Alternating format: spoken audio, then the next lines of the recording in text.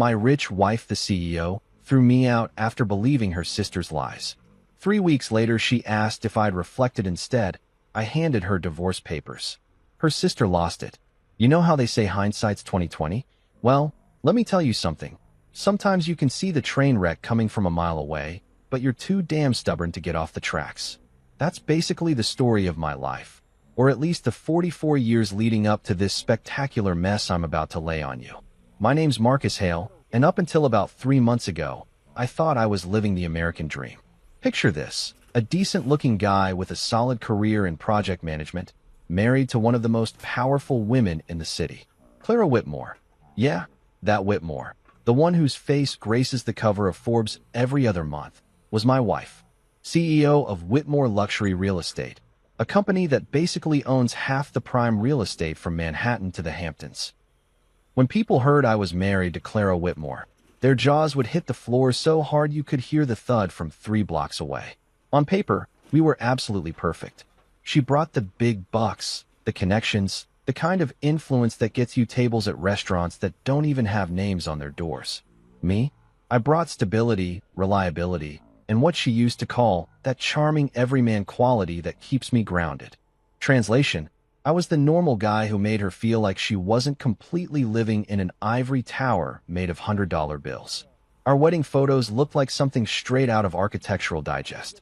Her penthouse overlooking Central Park, with floor-to-ceiling windows that made you feel like you were floating above the peasants below.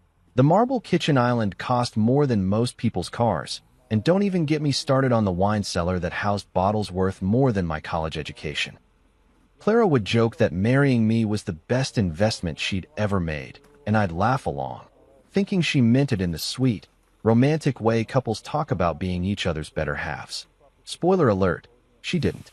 But here's where our fairy tale takes a hard left into nightmare territory. See, Clara had this younger sister, Sabrina Whitmore, and if Clara was the golden child who could do no wrong, then Sabrina was the family's professional disappointment wrapped in designer clothes and an attitude that could curdle milk. Sabrina was 28, unemployed by choice, and had perfected the art of living off her sister's generosity like it was an Olympic sport. She had this whole setup going. Clara paid for her Manhattan apartment, her credit cards, her gym membership, her therapy sessions, her organic juice cleanses, and probably her monthly manicures that cost more than some people spend on groceries. Sabrina liked to call it family support, but the rest of us called it what it was, freeloading with a trust fund twist. From day one, Sabrina looked at me like I was something unpleasant she'd stepped in during her morning jog through Central Park. Not that she actually jogged. Physical exertion was beneath someone of her refined sensibilities. But you get the picture. Every family dinner, every holiday gathering, every casual drop-by visit, she'd give me this look. You know the one. Like she was mentally calculating exactly how much of her sister's money I was going to cost them over the years. The thing about Sabrina was that she had this talent for making her poison sound like concern. Clara, honey, don't you think Marcus seems a little too comfortable with your lifestyle? She'd say, her voice dripping with fake worry. I mean, it's so sweet how he's adapted to luxury so quickly. Almost like he was born for it, you know? And Clara, bless her brilliant but naive heart, would just nod along like Sabrina was dropping profound wisdom instead of passive-aggressive grenades designed to blow up my marriage from the inside. The dinner table conversations became my personal hell. Picture this scene. Clara at the head of the table, discussing her latest multi-million-dollar deal while casually sipping wine that cost more per bottle than most people make in a week.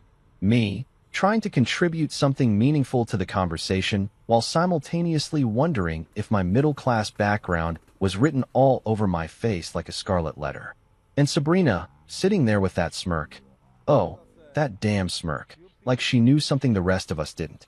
Marcus, tell us about your day, Sabrina would say with fake sweetness, and somehow she'd make it sound like she was asking me to explain quantum physics to a toddler. Did you manage any interesting projects today? Nothing too stressful, I hope. We wouldn't want you getting overwhelmed. The subtext was always there, thick as molasses. You don't belong here. You're not good enough for my sister. You're just another gold digger with better manners. And slowly, painfully, I started to notice Clara changing. The woman who used to look at me like I hung the moon began studying my face like she was trying to solve a puzzle. Her laugh became more polite than genuine. Her questions about my work started sounding less like interest and more like interrogation. "How was your day, sweetheart?" became, "So what exactly did you accomplish today?" The shift was subtle at first, like watching paint dry or grass grow, but it was there. Every conversation felt like I was being cross-examined by a prosecutor who'd already decided I was guilty. Sabrina was a master manipulator, the kind of person who could plant seeds of doubt so skillfully that you'd swear they grew there naturally. She never outright accused me of anything. That would have been too obvious. Instead, she'd make these little comments, these tiny suggestions that burrowed into Clara's brain like psychological termites. "I just worry about you sometimes, Clara," she'd say during their sister bonding sessions that I wasn't invited to. "You're so trusting, so generous. Some people might take advantage of that beautiful heart of yours." And Clara, who could spot a bad business deal from a mile away, who could negotiate million-dollar contracts in her sleep, somehow couldn't see that her own sister was playing her like a fiddle. The worst part? I could see it happening. Every single day, I watched my marriage crumble one whispered conversation at a time, one raised eyebrow, one perfectly timed sigh from Sabrina. It was like watching a slow-motion car crash where you're the passenger and someone else is driving straight toward the guardrail. I tried talking to Clara about it once. Big mistake. Huge. She looked at me like I'd just suggested her sister was running a meth lab out of her Park Avenue apartment. "Sabrina loves me, Marcus. She's just looking out for me. Maybe if you tried harder to understand her instead of always being defensive." That's when I realized I was fighting a battle I couldn't win. Because in Clara's mind, I was the outsider, the variable that didn't quite fit the equation of her perfect life. Sabrina had been there first, had 28 years of history and shared memories and inside jokes. I had 3 years of marriage and a growing reputation as the paranoid husband who couldn't handle his sister-in-law's honest concern. But here's what neither of them knew. I might have been the stable, reliable, everyman husband, but I wasn't stupid. And I sure as hell wasn't going down without a fight. They thought they had me figured out. They thought I'd just roll over and accept whatever fate they decided for me. Boy, were they wrong. If I thought Chapter 1 was bad, let me tell you about the masterclass in psychological warfare that Sabrina put on during the following months. This woman didn't just thrive on drama. She practically had a PhD in it. I'm talking about someone who could create conflict in an empty room and somehow make it everyone else's fault. You ever meet someone who treats lying like an art form? That was Sabrina Whitmore in a nutshell. She didn't just tell lies. She crafted them, polished them, and served them up with such conviction that you'd start questioning your own memories. It was honestly impressive in the most terrifying way possible. The affair accusations started on a Tuesday. I remember because I was supposed to meet Clara for lunch at that overpriced bistro she loved downtown. The kind of place where they charge $30 for a salad and call it artisanal. I was running late from a client meeting when my phone buzzed with a text from Clara. "Rain check on lunch." Need to think about some things Sabrina told me. Some things Sabrina told her. Those 6 words should have come with a hazmat warning because they were about to poison everything we'd built together. When I got home that evening, the temperature in our penthouse felt like it had dropped about 20 degrees. Clara was sitting in her favorite chair, the white leather monstrosity that cost more than most people's monthly rent, with this look on her face like she'd just discovered I'd been running a human trafficking ring out of our spare bedroom. "We need to talk," she said. And brother, if you've ever been married, you know those 4 words are basically the relationship equivalent of code red. All hands on deck. Prepare for impact. "Sure, babe. What's up?" I said, trying to keep things light while my stomach was doing gymnastics routines that would make an Olympic athlete jealous. Clara took a deep breath, the kind you take before you jump off a cliff or tell someone their dog died. "Sabrina saw you having lunch with a woman today. A blonde woman. At Cafe Milano. Now, here's where it gets absolutely ridiculous. First off, I wasn't at Cafe Milano. I was in a conference room with 3 middle-aged guys discussing pipeline schedules for a construction project. Second, the only blonde I'd interacted with all day was the barista at Starbucks who spelled my name Marcus, despite me spelling it out for her. But Sabrina had planted this seed, and Clara was already nurturing it like it was going to bloom into a beautiful garden of justified suspicion. "Clara, honey, I was in meetings all day. I can show you my calendar, my emails. Hell, I can probably get security footage from my office building if you want. But here's the thing about Sabrina's lies. They were never just about the facts. They were about creating an atmosphere, painting a picture, building a narrative where I was the villain and she was the concerned sister trying to save Clara from heartbreak. "It's not just today, Marcus," Clara said, and I could practically hear Sabrina's voice coming out of her mouth. "She's been noticing things. The way you've been dressing better lately, how you've been staying late at work more often, the fact that you've been more attentive to your appearance." I stared at her like she'd just told me the earth was flat and birds were government surveillance drones. "You mean I've been dressing better because you bought me better clothes? And staying late because we landed 3 new major clients? And taking care of my appearance because I'm married to one of the most successful women in the city and I don't want to embarrass you at business functions?" But logic doesn't work when someone's already decided you're guilty. Clara had that look in her eyes, the same one she got when she was closing a particularly difficult real estate deal. She'd made up her mind, and now she was just looking for evidence to support her conclusion. The money accusations came next, because apparently I was supposed to be both an unfaithful husband and a financial parasite. According to Sabrina's latest intel, I'd been funneling funds into side businesses and using Clara's connections for personal gain. This was rich coming from someone whose only job was professionally spending her sister's money. But hey, who's keeping track? She showed me bank statements. "Marcus, transfers you've been making. Money going into accounts I don't recognize." This is where I almost laughed, because the mysterious transfers were me putting money into a savings account to surprise Clara with a trip to Italy for our anniversary. The unknown accounts were literally marked Anniversary Fund, Italy Trip in my banking app. But Sabrina had taken screenshots at just the right angle to make it look suspicious, like some kind of financial forensics expert who'd flunked out of detective school. "Clara, those are savings for your anniversary present. I can log into my account right now and show you." "Or," she said, and I could practically hear Sabrina whispering in her ear, "you could have set that up as a cover story in case I found out." This is when I realized I was dealing with conspiracy theory levels of paranoia.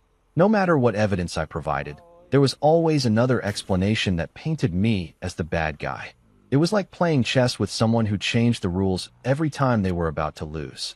The worst part wasn't even the accusations themselves. It was watching Clara transform into someone I didn't recognize. This woman who used to trust me completely, who would defend me against anyone and everyone, was now treating every word out of my mouth like it needed to be fact-checked by 3 independent sources. My friends tried to warn me. Dave from work took me out for drinks and said, "Dude, that sister-in-law of yours is straight up toxic. Clara's letting her pull the strings like she's a puppet." My buddy Mike was more direct. "Brother, you need to get ahead of this situation before it gets worse. That Sabrina chick has it out for you, and she's not going to stop until she gets what she wants." But I was stubborn. I thought love would win out over manipulation. I thought 3 years of marriage would count for more than a lifetime of sisterly bonds built on financial dependency and emotional manipulation. I thought Clara would eventually see through Sabrina's games and realize what was happening. I was wrong. Dead wrong. Catastrophically, spectacularly wrong. The confrontation that changed everything happened on a Thursday night. I remember because we were supposed to watch the season finale of that show Clara liked. The one about rich people with rich people problems that somehow made our actual rich people problems seem quaint by comparison. Instead, Clara was waiting for me in the living room with what looked like a full presentation prepared. I'm talking printed emails, highlighted bank statements, a timeline of my alleged infidelities that would have impressed a federal prosecutor. Sabrina's fingerprints were all over it, but Clara presented it like she'd uncovered it all herself. "I can't do this anymore, Marcus," she said, her voice colder than a Manhattan winter. "Sabrina wouldn't lie to me about something this serious. She loves me. She's looking out for me. And everything she's told me, it all adds up." That's when I knew I'd lost. Not because of anything I'd done, but because Sabrina had played the long game perfectly. She'd convinced Clara that love meant suspicion, that trust was naive, and that the sister who'd been bleeding her dry financially was more reliable than the husband who'd been building a life with her. Looking back, I should have seen it coming. But sometimes when you're in the middle of the storm, you can't see the hurricane forming around you. The house that once felt like home had officially become enemy territory. You know that moment in movies where the protagonist gets the rug pulled out from under them, and there's always this dramatic music swelling in the background while they stand there looking shocked and betrayed? Well, real life doesn't come with a soundtrack. And let me tell you, getting kicked out of your own home is a lot less cinematic and a lot more soul-crushingly pathetic than Hollywood would have you believe. It was a Friday evening in October. I remember because the leaves in Central Park were just starting to turn, and I'd been thinking about how Clara and I used to take walks through there during our first autumn together. Funny how your brain focuses on the stupidest details when your world's about to implode. I'd just gotten home from work, loosening my tie and looking forward to a quiet weekend, maybe ordering from that Thai place Clara liked, watching something mindless on Netflix. You know, normal married couple stuff. Instead, I walked into what felt like a corporate boardroom meeting where I was both the defendant and the guy who didn't get the memo about what he was being accused of. Clara was standing in our living room. Excuse me, her living room, as I was about to be reminded, wearing that navy blue power suit that meant business. Not the fun kind of business, either. The kind of business that ends with someone getting fired, divorced, or in my case, both simultaneously. Her arms were crossed. Her expression was colder than a penguin's ass in Antarctica, and behind her, like some sort of designer-dressed demon whispering in her ear, stood Sabrina with a smirk that could have powered half of Manhattan. "We need to talk," Clara said, which was becoming her favorite phrase lately. It was like she'd trademarked those 4 words and decided to use them as a weapon of mass destruction against my peace of mind. "Okay," I said, setting down my briefcase and trying to read the room. The vibe was somewhere between funeral parlor and execution chamber, which should have been my first clue that this wasn't going to be a conversation about weekend plans or whose turn it was to pick up the dry cleaning. Clara took a deep breath, the kind you take before you perform surgery or demolish a building. "Pack your things, Marcus.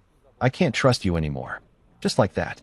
No preamble, no lengthy explanation, no dramatic build-up. Just a sentence that hit me like a freight train carrying a cargo load of what the actual hell.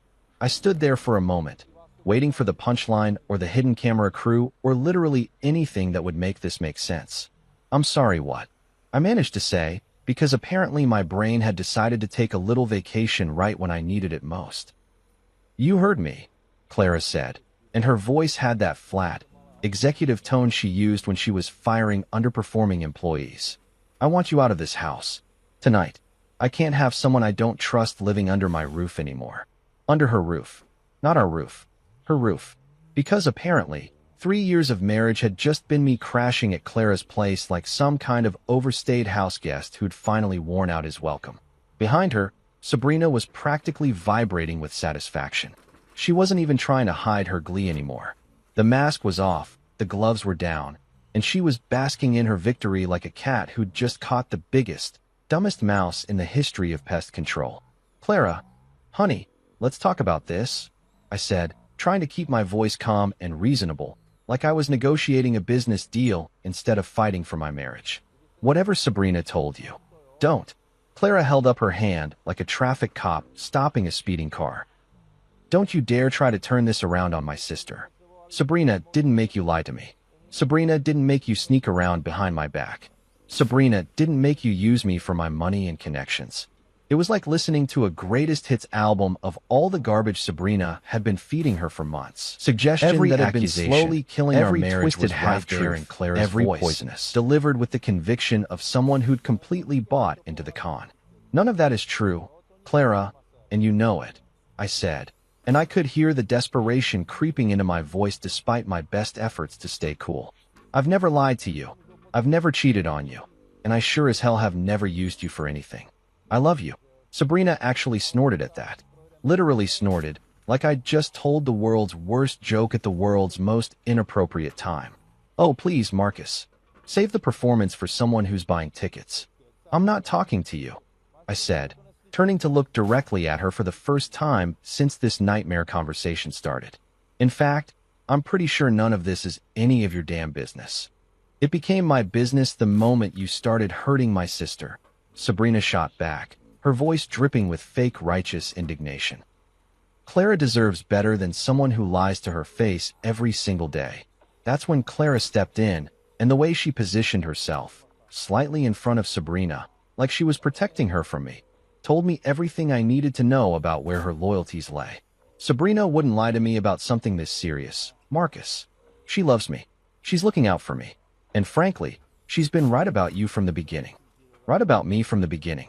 As in, Sabrina had been planning my downfall since day one, and Clara was just now admitting it out loud. As in, my wife had been listening to her sister poison our marriage for 3 years, and instead of defending our relationship, she'd been taking notes. So that's it, I asked, and I could feel something hardening inside my chest, like my heart was turning to stone in real time. 3 years of marriage, and you're just going to throw it all away because your unemployed, freeloading sister convinced you I'm some kind of criminal mastermind. The unemployed and freeloading comments hit their mark. Sabrina's face flushed red, and for a second, I saw a crack in her smug facade. But Clara stepped even further forward, her CEO instincts kicking in to protect her investment. Leave, Marcus. Now, before I call security. Security. She was threatening to call security on her own husband. In the home we'd shared for 3 years. The home where we'd laughed together, fought together, made love, made plans for the future, celebrated anniversaries and birthdays and holidays. She was going to have me escorted out like some kind of trespasser who'd overstayed his welcome at a house party. I looked around the living room one last time. At the couch where we used to watch movies together, at the dining table where we'd hosted dinner parties, at the windows that looked out over the city we'd planned to grow old in together. All of it felt foreign now, like I was looking at someone else's life through a museum display case. Fine, I said, and my voice sounded strange and distant, even to me. I'll pack a bag. As I headed toward the bedroom. Excuse me, her bedroom, to grab some clothes and essentials, I could hear Sabrina whispering something to Clara, probably cementing her victory with some final poisonous observation about how this proved she'd been right all along. I threw some shirts, pants, underwear, and toiletries into a single duffel bag, moving on autopilot while my brain tried to process what had just happened. 3 years of my life, reduced to whatever I could fit in one bag during a 10-minute packing session while my wife's sister watched from the doorway, like a prison guard making sure I didn't steal the silver. When I walked back into the living room, Clara was standing by the door, holding it open like she couldn't wait to get me out of her sight. Sabrina was practically bouncing on her toes with excitement. This is a mistake, Clara, I said one last time. And someday you're going to realize it. The only mistake I made was trusting you in the first place. She replied, not even looking at me. So I walked out. I walked out of the penthouse, out of the building, out of the life I'd built with someone I thought loved me enough to at least give me the benefit of the doubt. The door closed behind me with a sound that felt like a coffin lid slamming shut. Standing on the sidewalk with my single bag, watching taxis and pedestrians go about their normal Friday evening routines, I felt something I hadn't expected. Relief. Underneath all the hurt and anger and betrayal, there was this weird sense of relief. Like I'd finally stopped pretending everything was okay when it clearly wasn't. They thought they'd won. They thought I'd come crawling back, begging for forgiveness and promising to be a better boy. They had no idea what they'd just unleashed. You ever been to one of those fancy spas where they put you in a sensory deprivation tank and tell you it's supposed to be therapeutic? Well, let me tell you about the 3 weeks I spent in my crappy downtown apartment. Because it was basically the same experience, except instead of finding inner peace, I was plotting the most elegant revenge in the history of marital warfare. My new place was what real estate agents like to call cozy, and normal people call a shoebox with delusions of grandeur. 600 square feet of pure mediocrity, complete with a refrigerator that sounded like a dying whale, and neighbors who apparently thought practicing interpretive dance at 2 in the morning was a perfectly reasonable life choice. After 3 years of living in Clara's penthouse palace, this place felt like I'd been demoted from first class to the cargo hold of life. But you know what? It was mine. Nobody could kick me out of it. Nobody could stand in the living room and tell me to pack my things because they didn't trust me anymore. And most importantly, nobody could fill the air with poisonous whispers about what a terrible person I was while I was trying to watch Netflix and eat cereal for dinner like a functioning adult. The first few days were rough, I'll admit it. I spent a lot of time staring at the ceiling, wondering how the hell my life had taken such a hard left turn into Crazyville. I'd wake up in the morning and reach for Clara. only to remember that Clara was probably having champagne breakfast with her psychotic sister, celebrating their victory over the evil husband who'd apparently been running some kind of long-con marriage scam for 3 years. But here's the thing about hitting rock bottom. It's actually pretty solid ground to build on.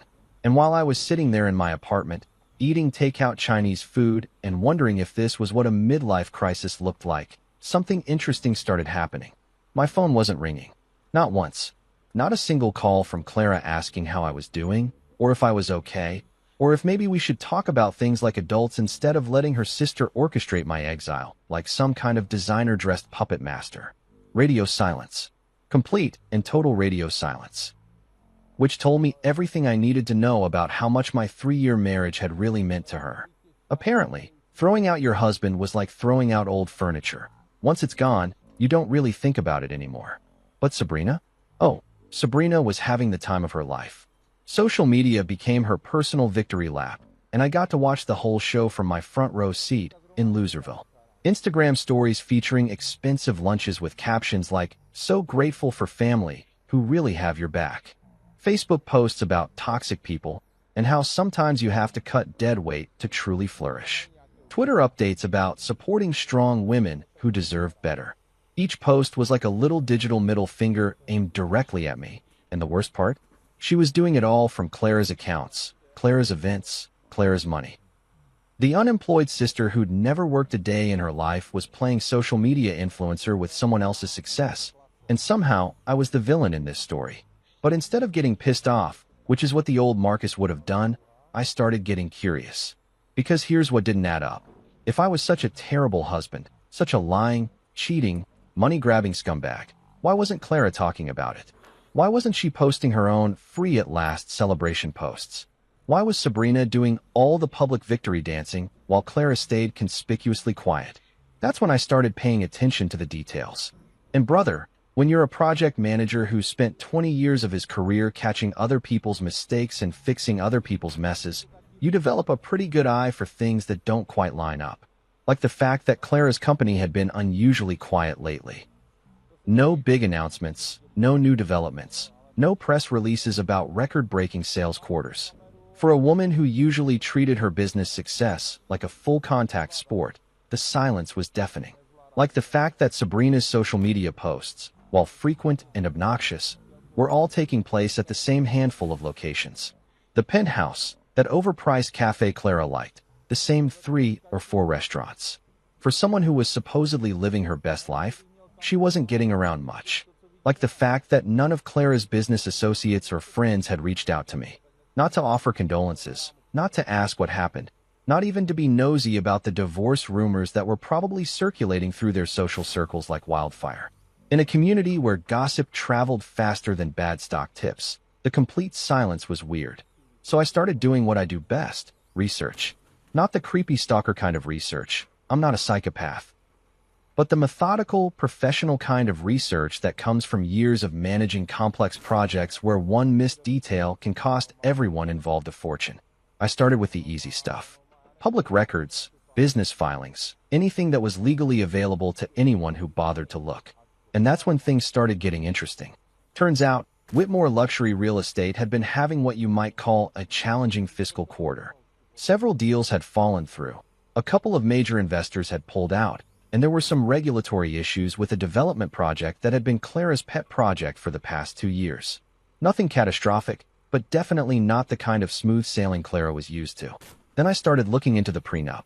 You remember the prenup, right?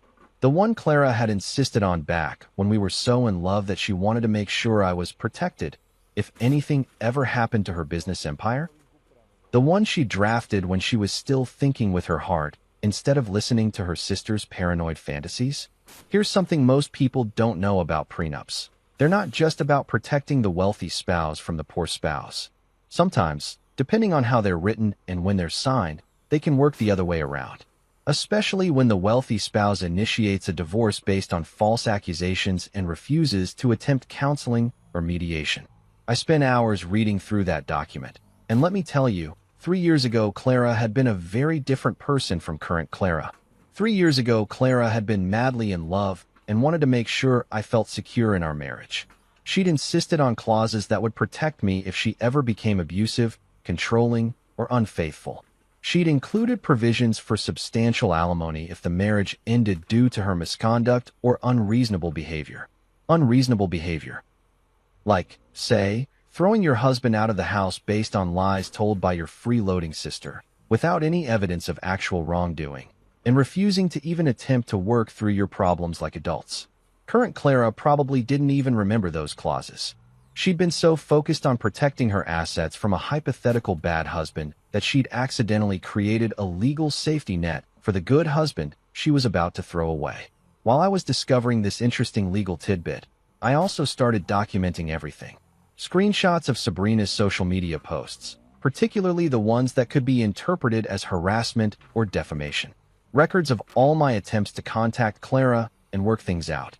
Evidence of my actual whereabouts during the times Sabrina claimed I was having affairs or conducting mysterious business meetings. And slowly, quietly, methodically, I started building a case that would have made my old law school professors proud. Not because I was planning to destroy anyone. I'm not a vindictive person by nature. But because I was finally done being the victim in someone else's twisted family drama. The phone call from Clara came on a Tuesday morning, exactly 3 weeks after she'd kicked me out. I was sitting in my kitchen, drinking coffee, and reading through some particularly interesting financial documents I'd requested from our accountant, when my phone buzzed with her name. For a split second, I thought about not answering, but curiosity got the better of me. Marcus. Her voice sounded different. Smaller. Less certain. We need to talk. Have you had time to reflect? Reflect. Like I was a naughty child who'd been sent to his room to think about what he'd done wrong. Sure, Clara, I said, keeping my voice perfectly neutral. I've had plenty of time to reflect. Good. Can you come to my office tomorrow? Say 2 o'clock? I think we should discuss how to move forward. Move forward. Translation. She wanted to see if I was ready to come crawling back, apologize for crimes I didn't commit, and probably sign some kind of agreement that would let her file for divorce while maintaining the moral high ground. I'll be there, I said. And I would be. But not for the reasons she thought. Time to show Clara and her manipulative sister exactly what 3 weeks of reflection had produced. You know that feeling when you're playing poker and you've got a royal flush, but you have to sit there with a straight face while everyone else at the table thinks they're about to clean you out? That's exactly how I felt sitting in my crappy apartment the morning after Clara's phone call, sipping coffee that tasted like it had been filtered through gym socks while mentally preparing for the performance of a lifetime. Clara wanted to meet at her office. Of course she did. Because why have a personal conversation about the implosion of your marriage in a neutral location when you can do it in the executive boardroom where you hold all the power? It was a classic Clara move. Control the environment, control the narrative, control the outcome. She probably had her whole speech prepared, maybe even had her assistant schedule it between her 10 o'clock with the Peterson account and her 3:30 with the city planning committee. Have you had time to reflect? She'd asked, like I was some kind of wayward employee who'd been suspended pending a performance review.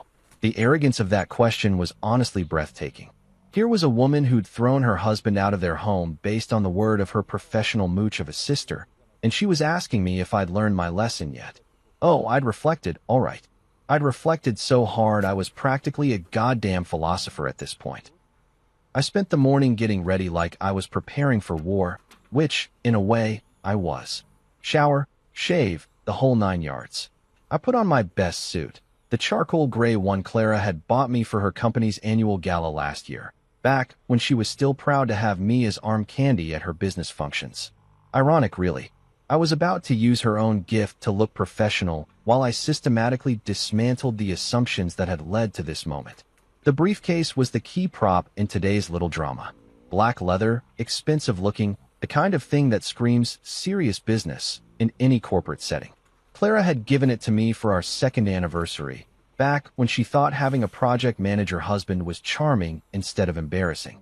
Inside, I'd carefully arranged all my research from the past 3 weeks.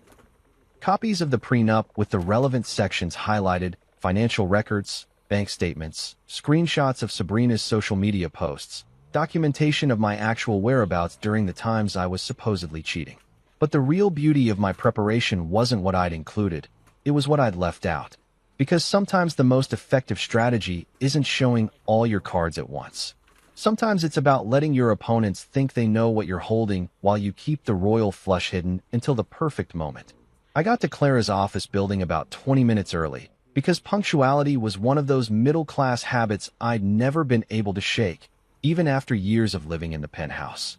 The lobby was all marble and glass and the kind of aggressive minimalism that screams, "We charge $500 an hour, and we're worth every penny." The security guard nodded at me like he recognized me, which he probably did from all the times I'd come here to surprise Clara with lunch or flowers, or just to be a supportive husband during her particularly stressful weeks. Those days felt like they belonged to someone else's life now. I took the elevator to the 15th floor, listening to the kind of generic jazz that's designed to make you feel sophisticated while you wait to get screwed over by people in expensive suits. The receptionist, Jessica, I think her name was, smiled at me with that professional warmth that doesn't quite reach the eyes. "Mr. Hale, it's been a while. Mrs. Whitmore is expecting you. Conference room A. Conference room A. The big one. The one with the floor-to-ceiling windows overlooking the city. The one where Clara held her most important meetings with investors and city officials. She wasn't just meeting with me. She was making a statement. This was business now, not personal. I was being summoned to the principal's office to discuss my behavioral issues. I sat in the waiting area, watching Clara's employees go about their daily routines. These were people I'd met at company parties, people who'd congratulated me when Clara and I got married, people who'd probably been gossiping about my mysterious disappearance for the past 3 weeks. I wondered how many of them knew the real story versus Sabrina's version of events. I wondered how many of them actually cared. The thing about corporate environments is that they have this way of making everything feel important and official, even when it's just personal drama dressed up in business attire. But that formality works both ways. If Clara wanted to treat this like a business meeting, then I was going to give her the full professional experience. My phone buzzed with a text from my lawyer. "Documents ready when you are. Give them hell." Documents. Plural. Because while Clara had been spending the past 3 weeks basking in her victory over the terrible husband, I'd been doing something she apparently hadn't considered. I'd been getting legal advice from someone who actually knew what they were talking about. At exactly 2 o'clock, Jessica appeared at my side with that same professional smile. "Mrs. Whitmore is ready for you now." I followed her down the hallway, past the motivational posters and awards and photographs of Clara shaking hands with various important-looking people. This was her domain, her kingdom, her carefully constructed monument to success and control. And in about 10 minutes, I was going to show her exactly how much control she actually had over this situation. The conference room door opened, and there she was. Clara, sitting at the head of the long mahogany table like she was chairing a board meeting instead of having a conversation with her estranged husband. She looked good. She always looked good, but there was something different about her face. Tired, maybe, or stressed. The past 3 weeks hadn't been as easy as she'd pretended. And there, sitting to her right like some kind of evil advisor, was Sabrina. Because of course Sabrina was there. Of course the woman who'd orchestrated this entire situation would want to be present for my humiliation. She was probably planning to live tweet the whole thing. "Marcus," Clara said, gesturing to the chair across from her. "Please sit down." I sat down and placed my briefcase on the table with deliberate care. Both women looked at it with curiosity, probably wondering what pathetic collection of apologies and promises I'd brought to grovel my way back into their good graces. "Thank you for coming," Clara continued, slipping into her CEO voice like putting on a familiar jacket. "I hope these past few weeks have given you time to think about everything that's happened between us.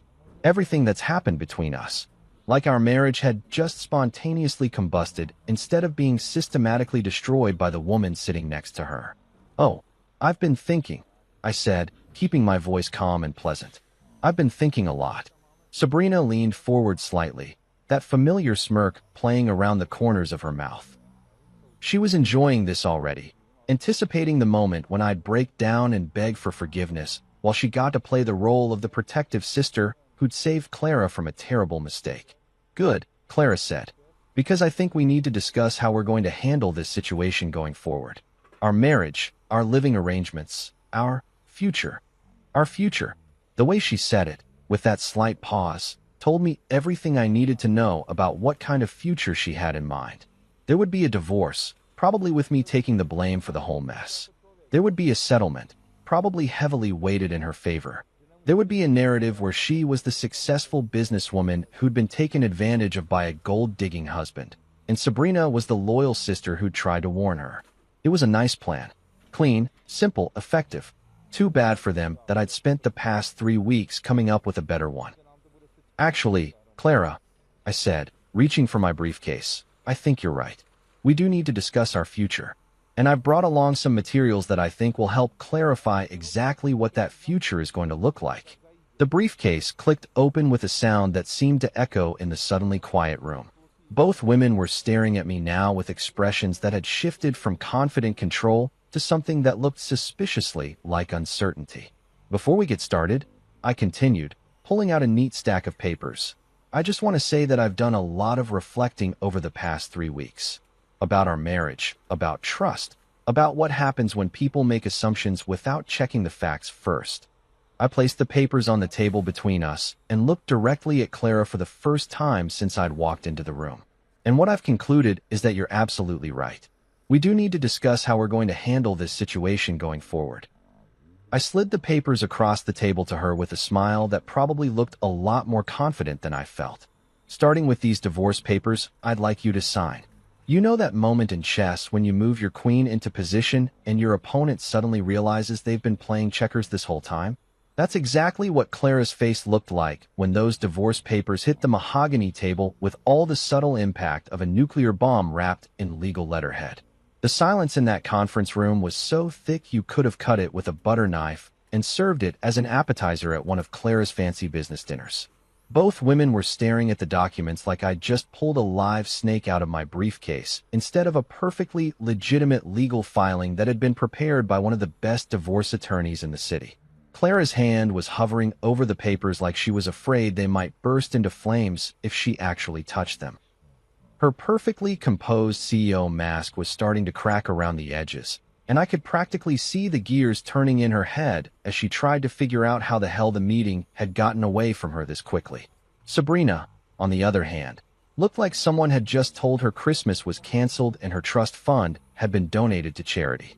The smirk that had been permanently attached to her face for the past 3 weeks had vanished completely, replaced by an expression that was somewhere between confusion and pure, unadulterated panic.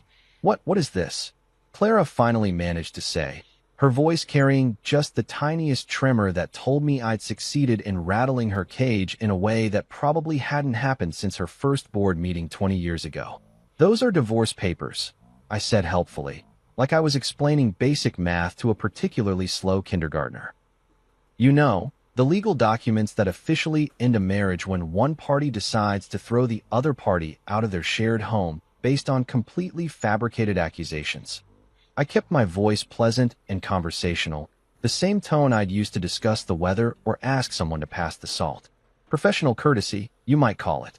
After all, we were in a business setting, and I believed in maintaining appropriate workplace decorum even when I was systematically destroying someone's assumptions about how this conversation was going to go.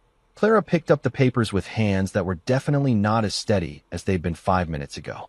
Her eyes started scanning the first page, and I watched her face go through a fascinating series of expressions as the reality of the situation began to sink in.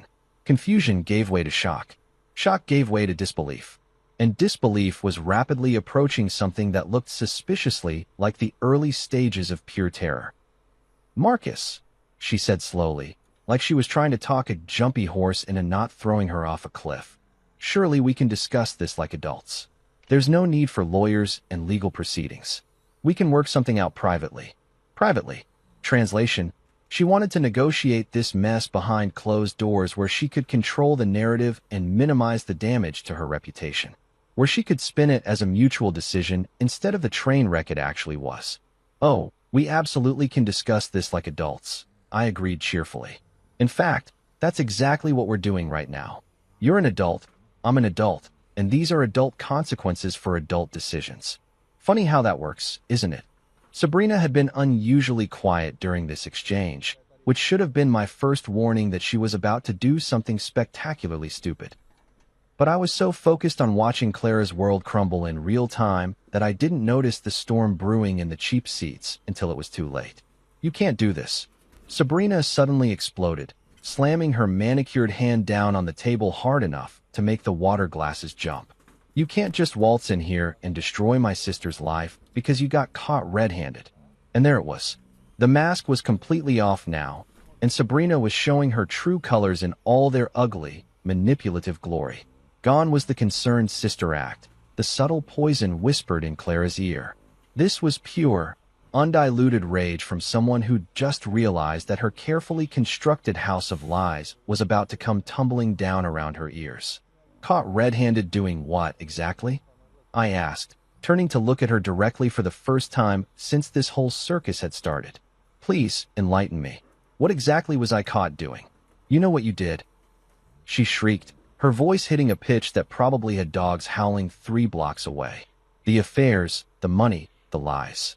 "Which affairs?" I interrupted calmly. "The ones where I was supposedly seen at Cafe Milano when I was actually in a conference room with witnesses who can verify my whereabouts? Or maybe you're talking about the mysterious blonde woman who turned out to be a barista at Starbucks who can't spell my name correctly on a coffee cup." Sabrina's face was turning an interesting shade of red that clashed horribly with her designer outfit. "The money transfers. The secret accounts. You mean my anniversary savings account?" I pulled out my phone and opened my banking app with theatrical precision. The one labeled Anniversary Fund, Italy trip that I was using to surprise Clara with a romantic vacation. "Would you like to see the screenshots? Or should I just email them directly to Clara's legal team?"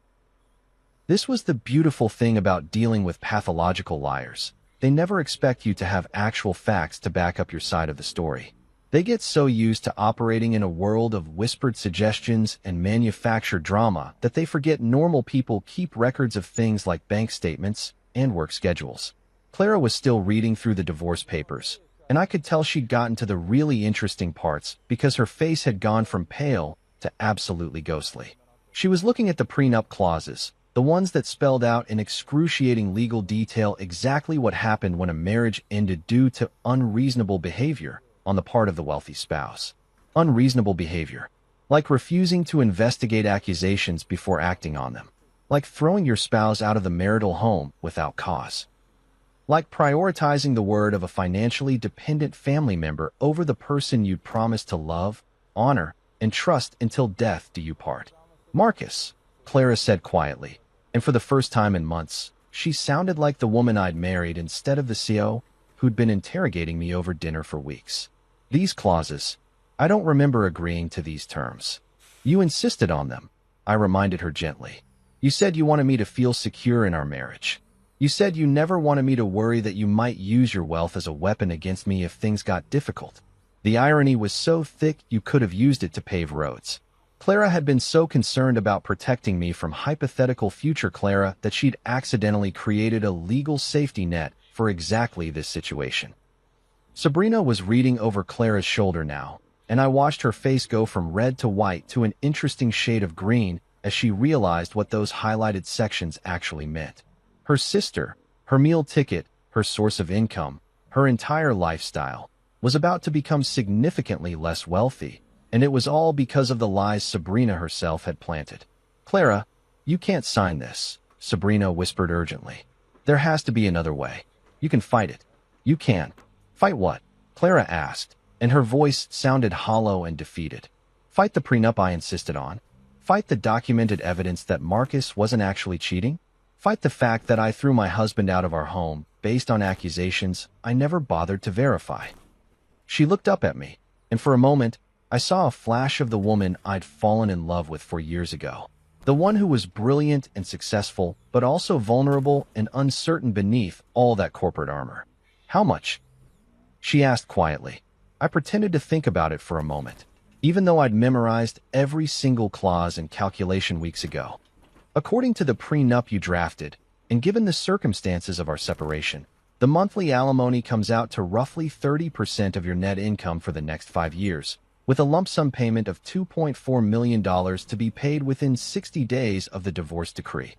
Sabrina made a sound like she was choking on her own tongue. $2.4 million? "Clara, you can't afford that."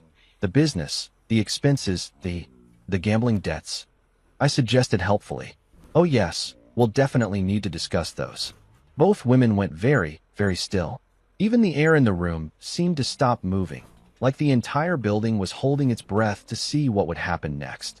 Gambling debts, Clara repeated slowly, and that's when I knew I had them exactly where I wanted them. Time for the real fun to begin. You ever watch a controlled demolition on TV? You know, where they blow up an old building and it comes down in slow motion, floor by floor, until there's nothing left but dust and debris? That's exactly what happened to Sabrina Whitmore's composure when I dropped the words gambling debts into that conference room like a stick of dynamite with a very short fuse. The transformation was honestly spectacular. 1 second she was sitting there trying to look like the concerned sister, still clinging to the last shreds of her victim act. And the next second, she was launching herself out of her chair like someone had just electrified the upholstery.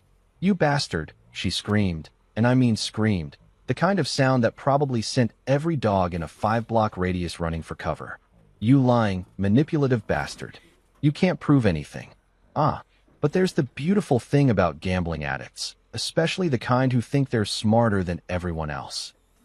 They leave a trail of evidence longer than the receipt from a Black Friday shopping spree at Macy's. And when that evidence involves stealing money from your sister's business accounts to feed your addiction, well, that trail becomes less like breadcrumbs and more like neon highway markers pointing straight to federal prison. Clara was staring at Sabrina like she'd never seen her before in her life. Gambling debts? Sabrina, what is he talking about? Nothing. Sabrina shot back, but her voice had gone up about 3 octaves, which is generally not what innocent people sound like when they're denying accusations. He's making it up. He's trying to deflect from his own crimes by my own crimes. I interrupted, reaching back into my magical briefcase of truth bombs. You mean like this? I pulled out a manila folder that was thick enough to choke a horse and placed it gently on the table between us.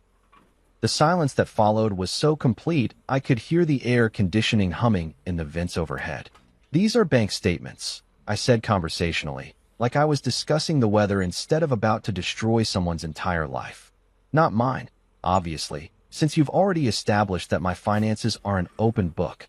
These are from several offshore accounts that were opened using Clara's business credit and social security number.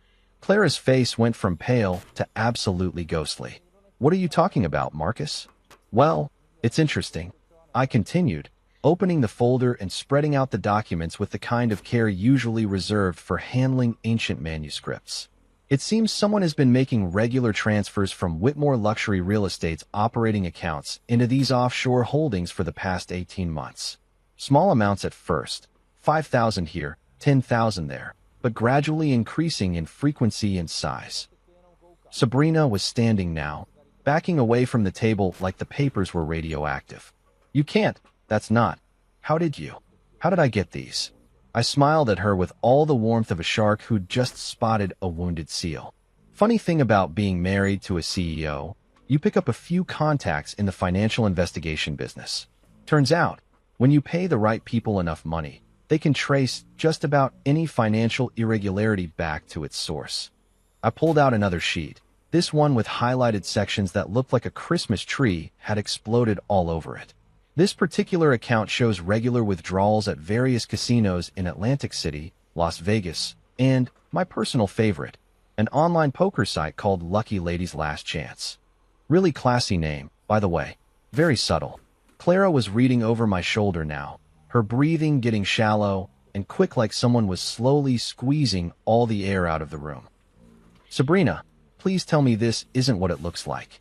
"It's not what it looks like," Sabrina shrieked, but she was still backing toward the door like she was planning to make a run for it. "He's fabricated all of this. He's trying to frame me because he knows he's caught." That's when I pulled out my phone and opened up the photo gallery with the kind of theatrical flourish that would have made Shakespeare proud.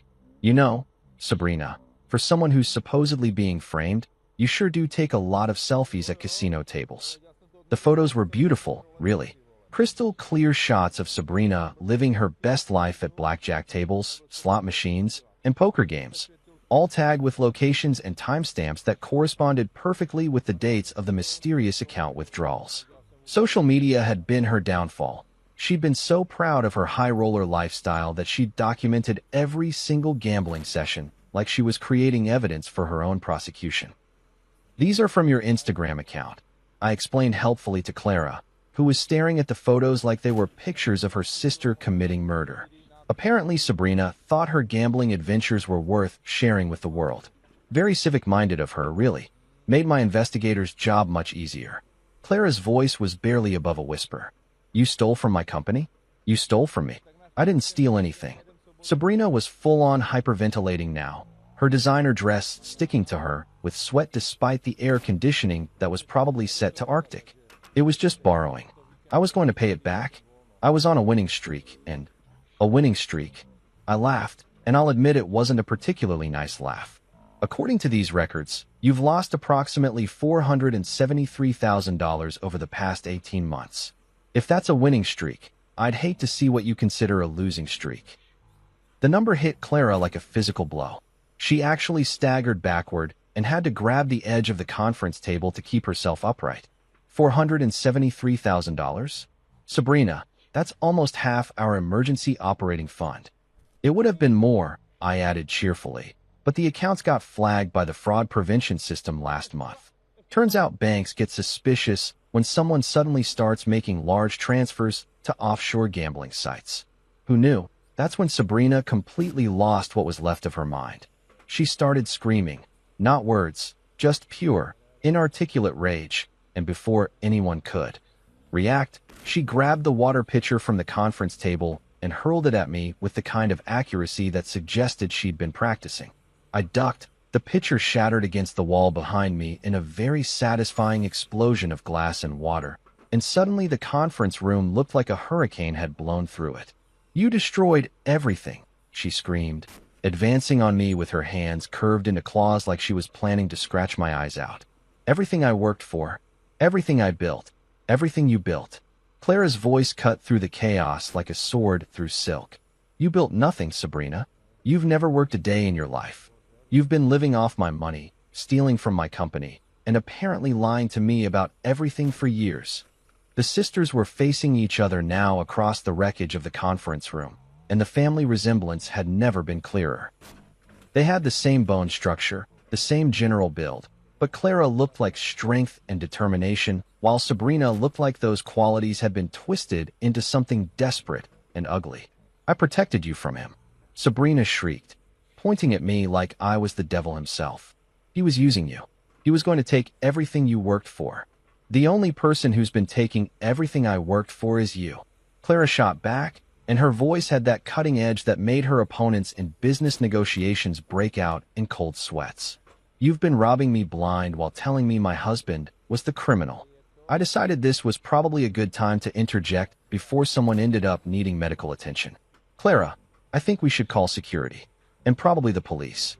Embezzlement is a felony, and assault with a water pitcher is at least a misdemeanor." The word police seemed to snap Sabrina back to something resembling reality.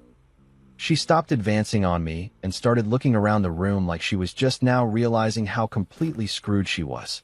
"Clara, please," she said, and suddenly her voice was small and desperate instead of angry. "I'm your sister. Family. We can work this out. I can get help. I can go to therapy, join Gamblers Anonymous, whatever you want. Just don't." "Don't what?" Clara interrupted. "Don't hold you accountable for stealing from me? Don't expect you to face consequences for destroying my marriage? Don't demand answers for why you've been systematically lying to me for months?" The fight went out of Sabrina all at once, like someone had pulled her plug. She collapsed back into her chair and started crying. Not the pretty, delicate tears of a movie heroine, but the ugly, snotty, mascara-running kind of crying that people do when their entire world falls apart in the span of 10 minutes. Clara looked at her sister for a long moment, then turned to me with an expression I couldn't quite read. "Marcus," she said quietly, "I owe you an apology. A very big apology. But I wasn't done yet. Not by a long shot. Actually, Clara," I said, gathering up my papers with deliberate care, "I think what you owe me is a signature on those divorce papers. The real reckoning was just getting started. You know what they say about truth being stranger than fiction? Well, let me tell you, After spending 3 weeks digging into Sabrina Whitmore's financial activities, I was starting to think whoever came up with that saying had clearly never met someone whose entire life was built on a foundation of lies, theft, and what I can only describe as weaponized incompetence. But here's the thing about people like Sabrina. They never commit just one crime. They're like potato chips of criminal behavior. You can't steal just once. And while I was watching her have her dramatic meltdown in Clara's conference room, I realized I hadn't even gotten to the really juicy stuff yet. My lawyer had outdone himself. The man was like a financial archaeologist, digging through layers of deception to uncover artifacts of fraud that would have impressed the FBI's white-collar crime division. While Sabrina was still blubbering in her chair and Clara was staring at her sister like she'd never seen her before, I reached back into my briefcase one more time. "Actually," I said, pulling out yet another folder that was even thicker than the first one, "the gambling addiction is just the tip of the iceberg." Clara looked at me with eyes that were already so wide they were in danger of falling out of her head. "There's more." "Oh, honey, there's so much more." I opened the new folder with the kind of reverence usually reserved for handling nuclear material. "See, when you hire a really good financial investigator, and I mean really good, the kind who charges more per day than most people make in a month, they don't just look at the obvious stuff. They dig deeper. They follow paper trails that most people don't even know exist." Sabrina had stopped crying and was now staring at me with the kind of horror usually reserved for people who've just realized they're in a horror movie and they're definitely not the final girl. "What I discovered," I continued, spreading out documents like I was laying down a winning hand in the world's most expensive poker game, "is that our dear Sabrina here has been running what you might call a diversified portfolio of fraud." The first document was a credit report that looked like it had been through a paper shredder and reassembled by someone having a nervous breakdown. Credit cards opened in Clara's name. 17 of them, to be exact, with a combined limit of just over $600,000. Clara's face went through a fascinating series of expressions, like she was cycling through every stage of grief simultaneously. "Credit cards? In my name? All maxed out, naturally," I said cheerfully. "The monthly payments have been automatically deducted from Whitmore Luxury Real Estate's accounts for the past 2 years. Your accounting department probably thought they were legitimate business expenses." I pulled out another sheet, this one covered in so many colored highlights it looked like a rainbow had exploded on it. "Then there are the loans. Personal loans, business loans, something called a luxury lifestyle advance from a company that I'm pretty sure is just 3 guys in a basement somewhere who charge interest rates that would make loan sharks blush." Sabrina was making small whimpering sounds now, like a dog that knows it's about to get taken to the vet for something unpleasant. Clara, on the other hand, was getting that focused look she got when she was about to destroy someone in a business negotiation. "How much?" Clara asked, and her voice had gone completely flat and emotionless, which anyone who knew her would recognize as a very, very bad sign.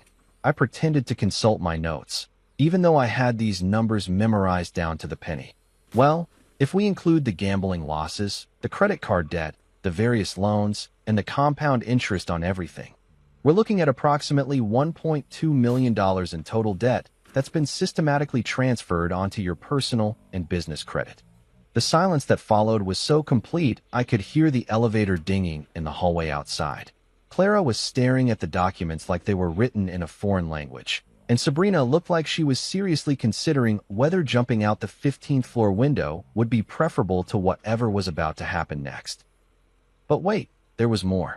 Because when you're dealing with someone who's spent years perfecting the art of financial parasitism, you don't stop at simple theft. You branch out into more creative endeavors. "Oh, and then there's the real estate," I said, pulling out what looked like a stack of property deeds and mortgage documents. Turns out Sabrina has been quite the entrepreneur in the property investment business. Clara's head snapped up. "What property?" 3 condos in Miami, a beach house in the Hamptons, and, this is my personal favorite, a timeshare in Aspen that apparently comes with its own private ski instructor. I spread out the paperwork with the kind of care usually reserved for handling evidence at a crime scene. All purchased using loans that were secured against Whitmore Luxury Real Estate's assets. "That's impossible," Clara said, but her voice lacked conviction. "I would have had to sign off on any loans using company assets as collateral."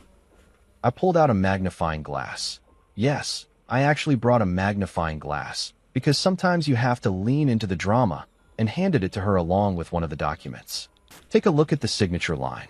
Clara examined the signature under magnification, and I watched her face go from confusion to understanding to pure, undiluted rage in the span of about 10 seconds. "This is my signature," she said quietly. "Technically, yes," I agreed. "But unless you've developed a sudden interest in timeshares and beach houses that you forgot to mention, I'm guessing you didn't actually sign these documents." Forgery. We'd officially moved from simple theft into federal crime territory, and judging by the look on Sabrina's face, she was starting to realize that her problems had just escalated from awkward family dinner conversation to potentially spending the next decade in an orange jumpsuit. "Sabrina," Clara said, and her voice was so cold it could have frozen nitrogen. "Did you forge my signature?" "I can explain." Sabrina burst out, finally finding her voice now that she was staring down the barrel of serious jail time. "It wasn't supposed to be permanent. I was going to pay everything back. The timeshare was an investment.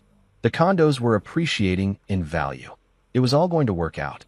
You forged my signature to steal over $1 million, Clara said slowly, like she was testing each word to make sure it was real. "You destroyed my marriage with lies while you were robbing me blind. You've been living off my money, sleeping in a bed I paid for, eating food I bought, while systematically destroying everything I've worked for." The breakdown of their relationship was happening in real time, and it was honestly beautiful to watch. 28 years of sisterly bonds, built on trust and family loyalty and shared childhood memories, crumbling under the weight of documented evidence that Sabrina had been treating Clara like her personal ATM for years. "Clara, I'm your sister," Sabrina wailed, playing her last card with all the desperation of someone who's just realized they're holding a losing hand. "Family. Blood. That has to count for something." "You're right," Clara said, standing up slowly and walking over to where Sabrina was cowering in her chair. "It does count for something. It makes what you've done so much worse." She picked up her phone and started dialing. "Who are you calling?" Sabrina asked, though I think we all knew the answer. "The police," Clara said calmly. "And then my lawyer. And then my accountant. And then probably the FBI, because I'm pretty sure what you've done crosses state lines, which makes it a federal crime." Sabrina started crying again, but this time it wasn't the angry, frustrated crying from before. This was the kind of desperate, hopeless crying that people do when they realize their entire life has just imploded and there's no way to put the pieces back together. Clara looked at me across the wreckage of the conference room, across the destroyed remains of our marriage and her relationship with her sister, and for the first time in months, I saw something in her eyes that looked like respect. "Marcus," she said quietly, "I need to ask you something, and I need you to be completely honest with me." I waited. "Is there any chance at all, that we could find a way to fix this?" And that's when I knew I had her exactly where I wanted her. You know that moment in every revenge movie where the hero has the villain exactly where they want them, and you're sitting there waiting to see if they're going to show mercy or deliver the killing blow. Well, let me tell you something about real life. Sometimes the most devastating thing you can do to someone isn't destruction. Sometimes it's just walking away and letting them live with the consequences of their own choices. Clara was looking at me with those big, desperate eyes that had once made me melt like butter on hot toast. The same eyes that had convinced me to propose, that had made me believe I was the luckiest guy in the world when she said yes, that had looked at me with such love and trust during our wedding ceremony that I'd actually teared up in front of 300 of Manhattan's most influential people. Now those same eyes were pleading with me to save her from the wreckage of her own making. "Is there any chance we could fix this?" she'd asked, and the hope in her voice was so fragile it was practically heartbreaking. Almost. I stood up slowly, gathering my papers with the same methodical care I'd used throughout